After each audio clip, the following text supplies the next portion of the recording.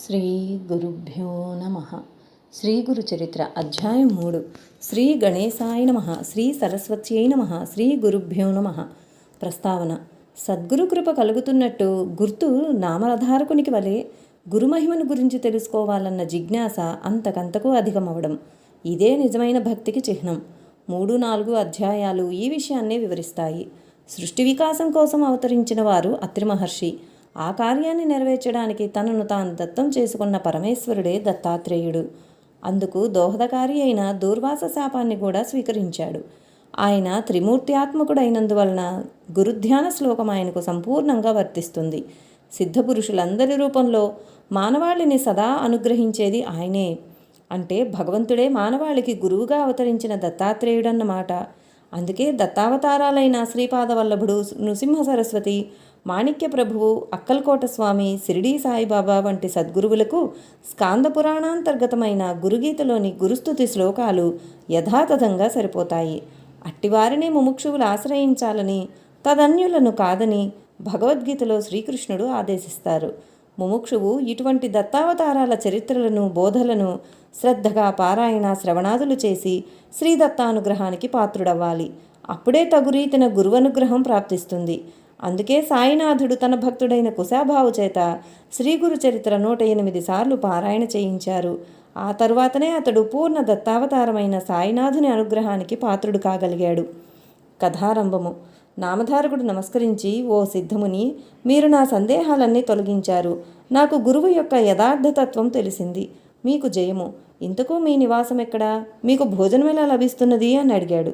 సిద్ధయోగి అతన్ని కౌగిలించుకొని ఆశీర్వదించి నవ్వుతూ, నేను ఎప్పుడూ శ్రీగురుని చెంతనే ఉంటాను.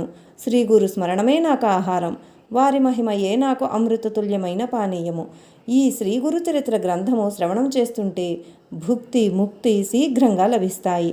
పరిశుద్ధులై దీనిని 7 రోజుల్లో పారాయణ లేక శ్రవణం చేసిన వారి పాపాలు నశించి సంతానము, ధనధాన్యాలు, దీర్ఘాయువు, జ్ఞానము ఎవరు కోరింది వారికి లభిస్తుంది. నిష్కాములకు ముక్తినిస్తుంది అని చెప్పి తమ వద్దనున్న గ్రంథం చూపారు. నామధారకుడు ఎంతో ఆసక్తితో ఆయన పాదాలకు నమస్కరించి, మీరీ గ్రంథం సంగతి చెబుతుంటే నాకు ఎంతో దూరం నడిచి దప్పికగొన్న వాడికి సాక్షాత్తు అమృతమే పోసినట్లున్నది. ఇది వినడం వల్ల నా అజ్ఞానం ఇంకా తొలగిపోగలదు. దీనిని శ్రవణం చేయాలనిపిస్తున్నది. నా సందేహాలు తొలగించి నాకింత మేలు చేస్తున్న మీరే నా గురుదేవులు. నన్ను అనుగ్రహించండి అని వేడుకున్నాడు.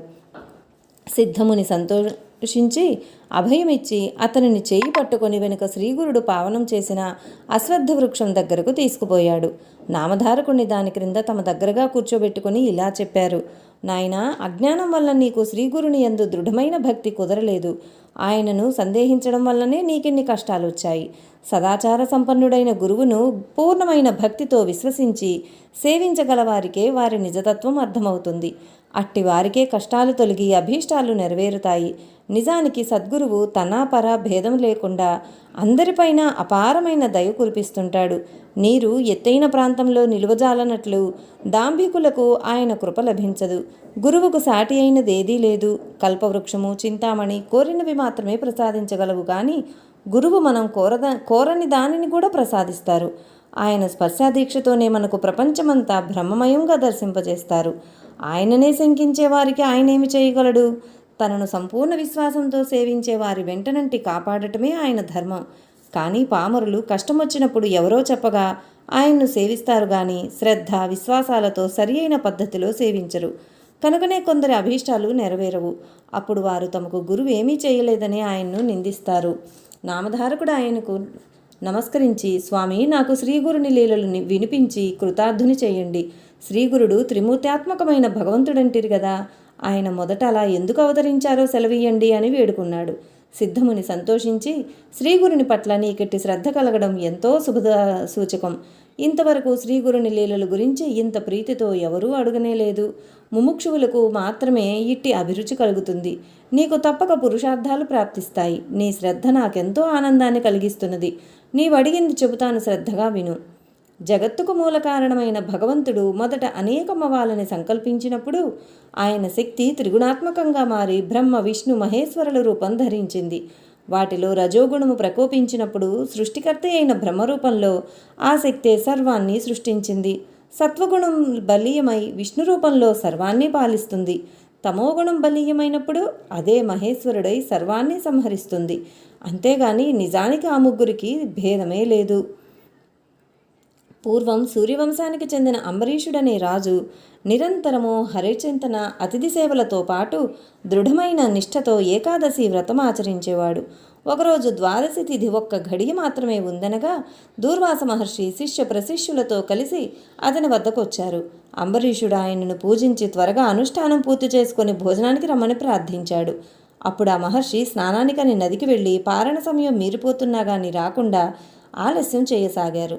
తిథి మించిపోతే అంబరీషునికి వ్రతభంగం అవుతుంది. అలా అని అతడు భోజనం చేస్తే అతిథిని అలక్ష్యం చేసినట్లు అవుతుంది. అందుకని అతడు ఆ రెండింటినీ పరిరక్షించుకోదలిచి కొద్ది తీర్థం మాత్రం త్రాగాడు. ఇంతలో దుర్వాసుడొచ్చి కోపించి, రాజా, నీవు నానా యోనుల్లో జన్మింతువుగాక అని శపించాడు. అంబరీషుడు భయపడి శ్రీహరిని శరణు పొందాడు. అప్పుడు ఆయన సాక్షాత్కరించి దూర్వాసునితో, మహర్షి, నా భక్తుడు నీ శాపాన్ని భరించలేడు. అతన్ని రక్షించడం నా ధర్మం. అయినా మహర్షులైన మీ శాపం వ్యర్థం కాకూడదు కనుక ఆ శాపాన్ని నాకు వర్తింపజేయి అన్నారు. అలాగైనా శ్రీహరి తిరిగి తిరిగి అవతరిస్తూ లోకోపకారం చేయగలడని తలచి సంతోషించి దూర్వాసుడు, విశ్వాత్మ, మీ గురించి తపస్సు చేస్తున్న యోగులకు ప్రత్యక్ష దర్శనం ఇవ్వడానికి, జంతుయోనుల్లో జన్మించిన పాపులను ఉద్ధరించడానికి మీరు భూలోకంలో ఎప్పుడూ అవతరిస్తూ ఉండండి అన్నారు. అందువల్లనే విష్ణువు మత్స్యాది అవతారాలెత్తాడు. కానీ వాటిలో కొన్ని గుప్తంగా ఉండి ఉత్తమ తపస్సులకు మాత్రమే తెలుసుకొన సాధ్యమవుతాయి. ఇట్టి అవతారాలలో ఒకటి దత్తాత్రేయుడు. ఈయన అత్రి అనసూయలకు జన్మించాడు. శ్రీ దత్తాయ గురవే నమః. శ్రీ శ్రీపాద శ్రీవల్లభాయ నమః. శ్రీ నృసింహ సరస్వత్యై నమః. శ్రీ గురు చరిత్ర అధ్యాయం 4. శ్రీ గణేశాయ నమః. శ్రీ సరస్వత్యై నమః. శ్రీ గురుభ్యో నమః. దూర్వాస శాపం వలన భగవంతుడు ధరించిన అవతారాలలో ఉత్తమ సాధకులకు మాత్రమే తెలియబడే శ్రీ దత్తాత్రేయ అవతారం గురించి చెప్పమని నామధారకుడు కోరగా సిద్ధయోగి ఇలా చెప్పసాగారు. పూర్వం ఒక కల్పాంత ప్రళయం తర్వాత నారాయణుని నాభికమలం నుండి బ్రహ్మ ఉద్భవించి సనకాది యోగులను, మరీచి మొదలైన సప్త ప్రజాపతులను తన మానసపుత్రులుగా అవతరింపజేశాడు. తర్వాత శతరూప మనువులను సృష్టించాడు. వారి కుమార్తె దేవహూతి కర్దముని భార్య అయింది. ఆమెకు కలిగిన కుమార్తెలలో అనసూయాదేవి అత్రి మహర్షికి భార్యయై మహాపతివ్రతగా ప్రసిద్ధికెక్కింది. ఆమె పాతివ్రత్య ప్రభావానికి వెరచి కొండలు, శిలలతో కూడి ఎంతో కఠినమైన భూమి ఆమె పాదాల క్రింద మృదుత్వాన్ని వహించింది. సర్వాన్ని తపింపజేసే సూర్యుడు, అన్నింటినీ దహింపజేసే అగ్ని కూడా ఆమెకు చల్లదనం ఇవ్వసాగారు. వాయువు ఆమె చెంత తన ప్రచండ వేగం మాని మందంగా మలయమారుతంగా వీచేవాడు. దేవతలందరూ తమ వలన ఆమెకు కష్టం కలిగినా లేక ఏ అల్పుడైనా ఆమె అనుగ్రహం పొందినా అతడు తమను కూడా జయింపగలడని భయపడుతుండేవారు. ఒకసారి త్రిలోక సంచారి అయిన నారద మహర్షి బ్రహ్మ, విష్ణు, మహేశ్వరుల నివాసాలకు వెళ్ళి అక్కడ అనసూయాదేవి పాతివ్రత్యాన్ని ఎంతగానో ప్రశంసించాడు.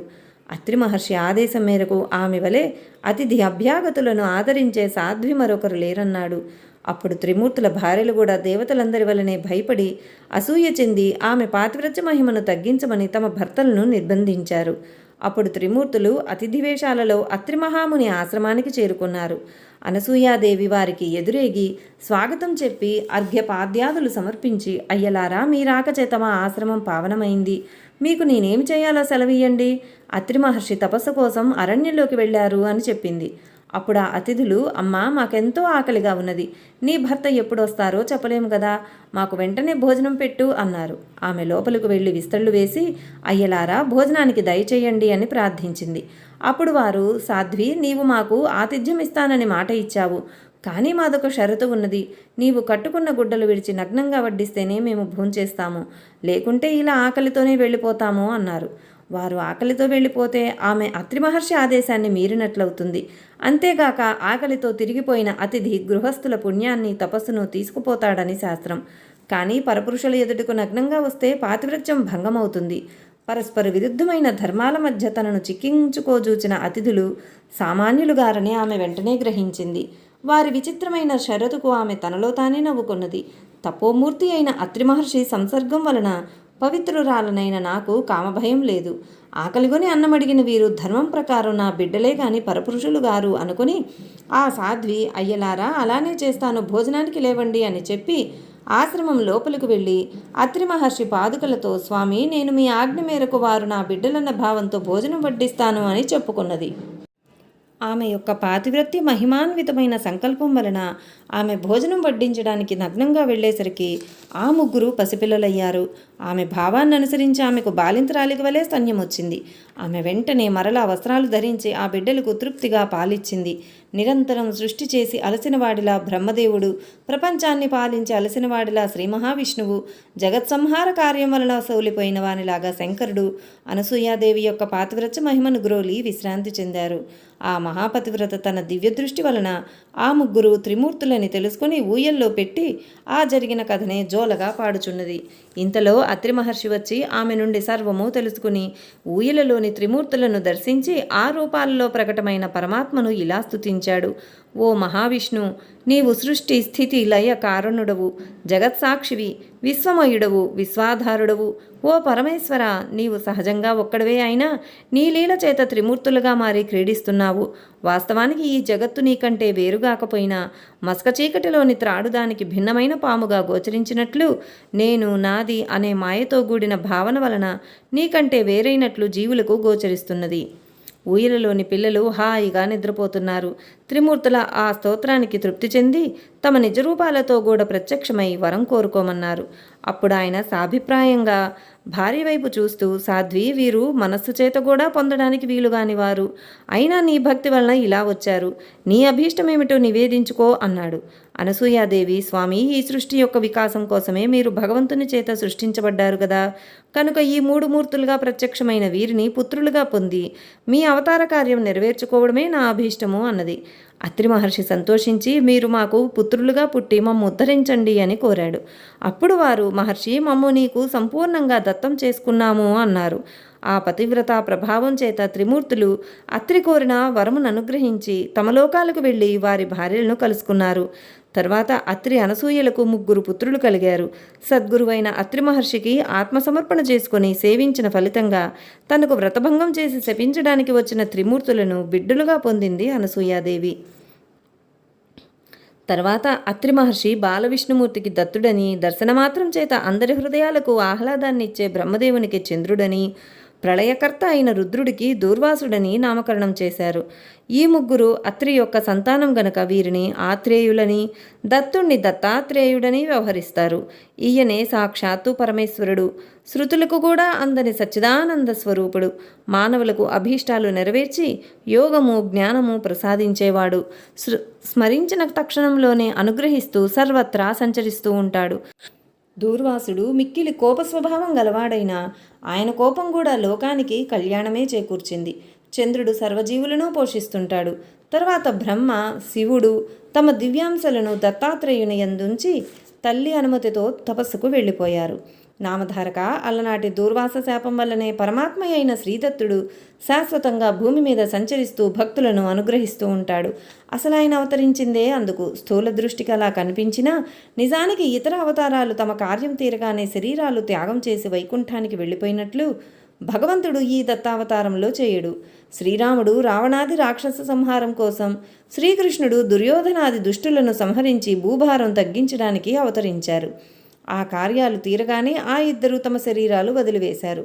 కానీ సర్వజనోద్ధరణమనే దత్తావతార కార్యం సృష్టి ఉన్నంత వరకు కొనసాగవలసిందే.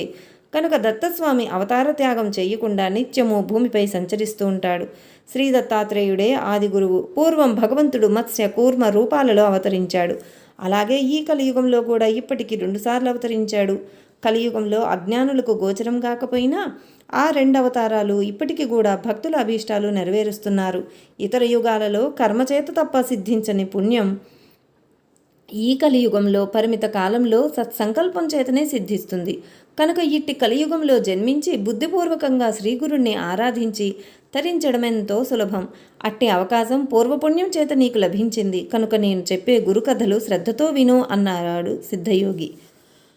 నామధారకుడు దత్తావతరణం గురించి విని ఆనందించి, ఆహా, అలనాటి అనసూయాదేవి పాతివ్రత్యం వలన మానవాళికి గురు పరంపర, అందువలన మా వంటి అగ్నులకు మీ వంటి గురువు యొక్క కృప లభించాయి అన్నాడు. శ్రీ దత్తాయ గురువే నమ. శ్రీ శ్రీపాద శ్రీవల్లభాయ నమ. శ్రీ నృసింహ సరస్వత్యై నమ. ఇంతటితో 3-4 అధ్యాయాలు సమాప్తం.